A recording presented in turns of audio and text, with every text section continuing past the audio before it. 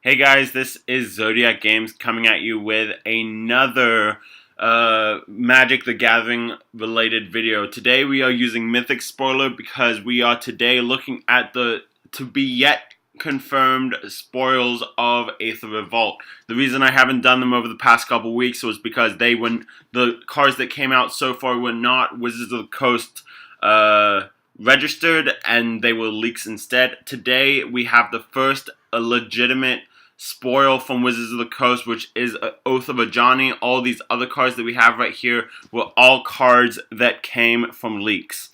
Okay, so let's just firstly look at the first card that we have from Aether Revolt that is a spoil. Is Oath of Ajani. It's a 1 white, 1 green legendary enchantment. When Oath of Ajani enters the battlefield, put a +1/+1 counter, which is even better, on each creature you control.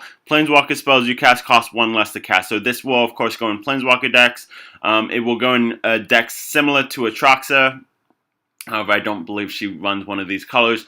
But yeah, so this is a great card. It goes along the lines of the Oath of Gideon, Oath of Nissa kind of effects. I do kind of expect to see this played a little bit in Modern.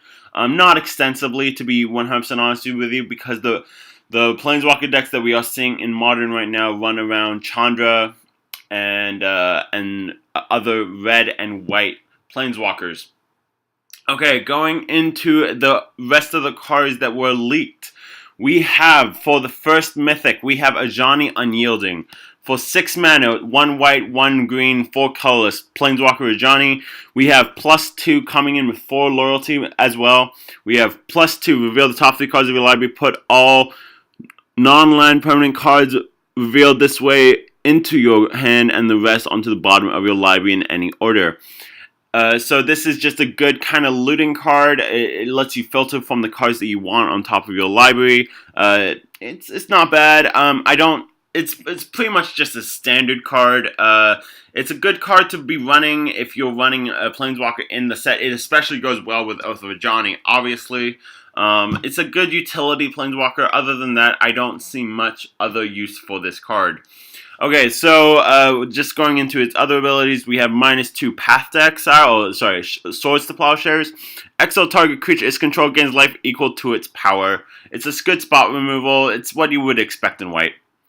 Okay, for its ultimate, we have -9, put 3 counters on each creature you control, and then 5 loyalty counters on each other Planeswalker you control. So this is kind of like the other Johnnies where its +1 is to put a loyalty on other Planeswalkers you control. This, for its ultimate, will put 5 counters on each Planeswalker you control. So if you get this out ultimate, then just before you play like Ugin or you play like other abilities, you can get their ultimates off maybe even the same turn that you cast them, which is amazing.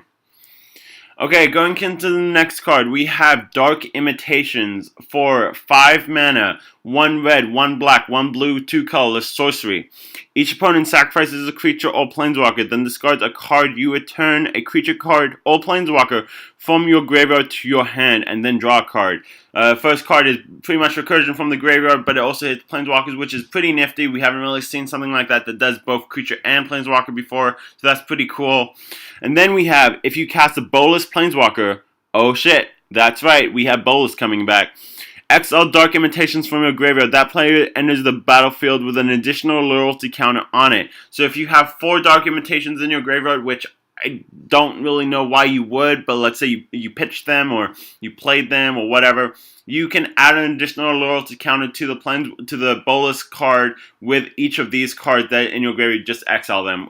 I think that's pretty sweet. I can't really say much on this card, to be honest with you. I mean, of course it will go in the Bolas Planeswalker deck or just Planeswalker decks in general. It's perfect. It's perfect in those colors. It's perfect for Atraxa.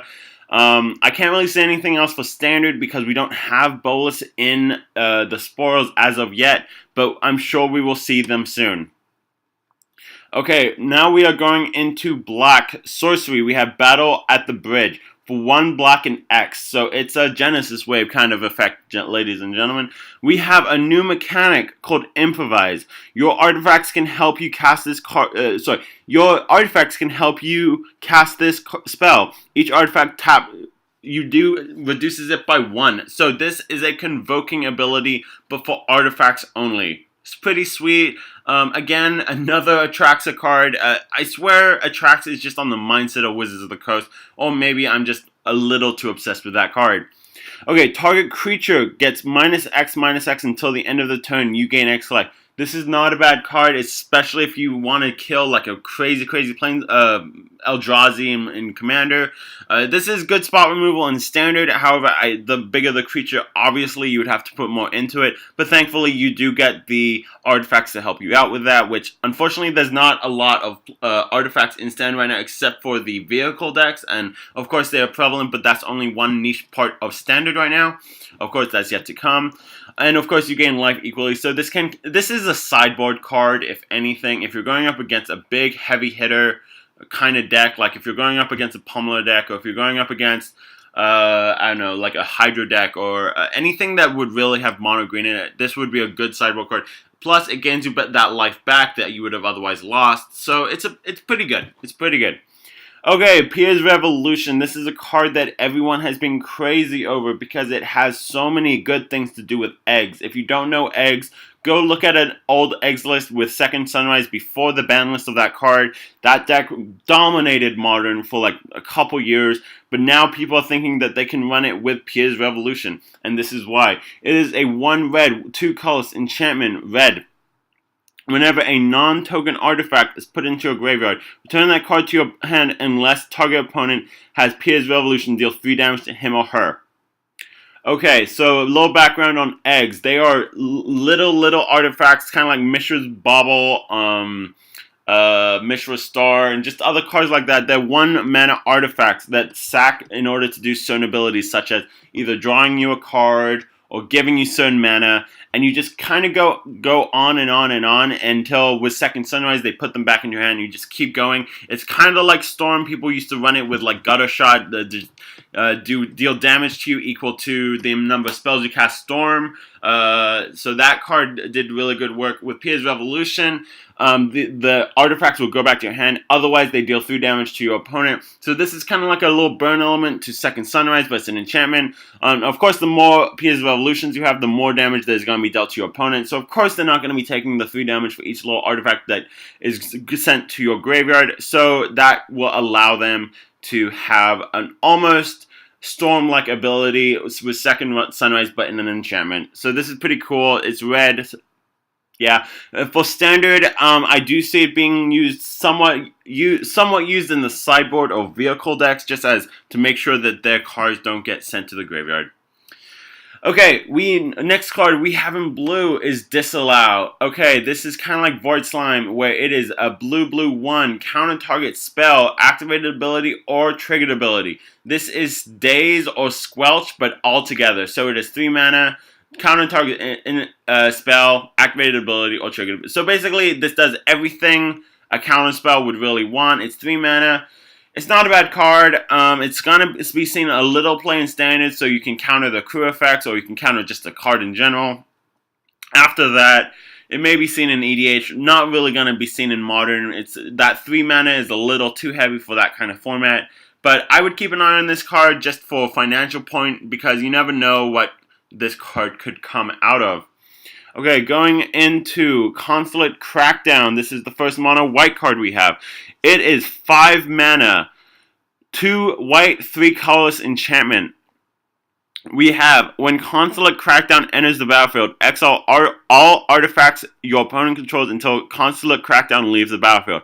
Okay, this is a good card. I'm going to say this is anti-vehicle hate, but number one thing that this is only going to be really used for is going to be outside of Standard and Commander. Why, you ask me? Okay, with cards like Mycosync, where all permanents on the field and in your hand are artifacts in addition to the other types, this will exile your entire opponent's board, including their lands, because it exiles all the artifacts. That includes their lands, all their creatures, everything. Everything. It's a combo card in cards such as Mycosync and other Brea type effects. This card is not really something that I would really play in Standard, honestly, because it is so heavy. I I would keep an eye on this card. If you want to run it in your sideboard, only run a 1 or 2 of. It's too heavy otherwise, and it's for the fact that it's an enchantment. It's not like an instant or sorcery. It does kind of make things a little worse because it can die to spot removal, and then all the permanents that your opponent has come back. So I don't know. You just got to think about it in a way that you can play it effectively. Unfortunately. Okay, going into the first artifact, we have another crew card. It is a 2-mana legendary vehicle, 4/4. Pretty good, I would say. It has flying vigilance, even better. What's the crew? Okay, the crew is crew 3, so you need 3 power on board in order to tap in order to crew this vehicle. But it has an additional ability. You may remove a loyalty counter, only 1 loyalty counter from a Planeswalker you control, rather than play Heart of the Crew. That's right, you can just remove 1 loyalty and you can crew this card. This is going to be really, really freaking good with a Yachi Unyielding that we have up here, especially with his ultimate. Other Planeswalkers that we have, there's a few Planeswalker decks going around in Standard right now, but not a lot. I think this card will be an auto-include, and this will kind of be the glue that puts them all together. Alright, next card. This is probably my favorite card from the entire set so far. We have Yachi's Exchange. It's a beautiful card. It's a 4-mana sorcery. 2 black, 2 color sorcery. All creatures get -3/-3 until the end of the turn. Not bad, but its second ability makes this card insane. You may cast a card with converted mana cost 3 or less from your hand without paying its mana cost.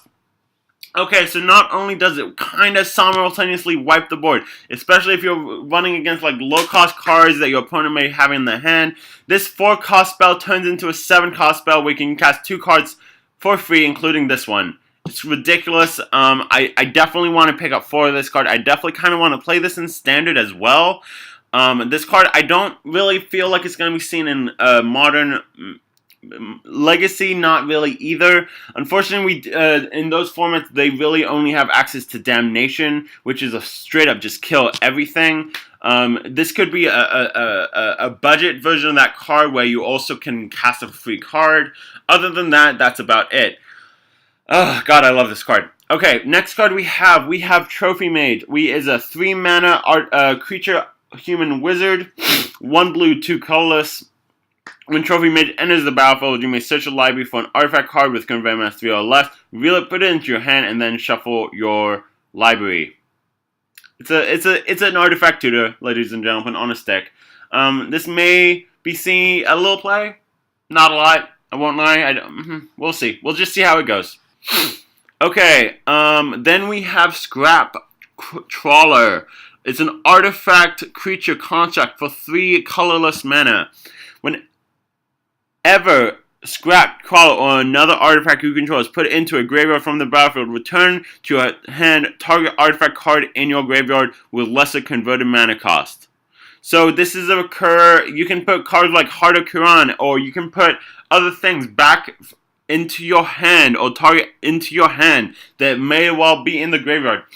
I do not see this card being played a lot. It is a good card, but it will be seen a little play in artifact creature decks, the vehicle decks with Smuggler's Copter, or the crew little drivey stick dude. It's okay, it's not great, but we'll see. Okay, then finally we have Quicksmith Rebel. It is a 1 red, 3 colors, human creature artificer. Whenever Quicksmith Rebel enters the battlefield, with target artifact you control gains tap. This artifact deals 2 damage to target creature or player for as long as you control Quicksmith Rebel. Okay, this card is okay. The more you have, the better it works. So I could see this card being somewhat of a combo card in a deck that specializes around this card and artifacts. Other than that, I don't really see much other use for this card, unfortunately. Okay, just to go into a little bit more of the Planeswalkers. Some of the Planeswalkers that are coming in the decks for the dual decks were also released. We have Tezzeret and an additional Ajani Valiant Protector. Let's start off with him.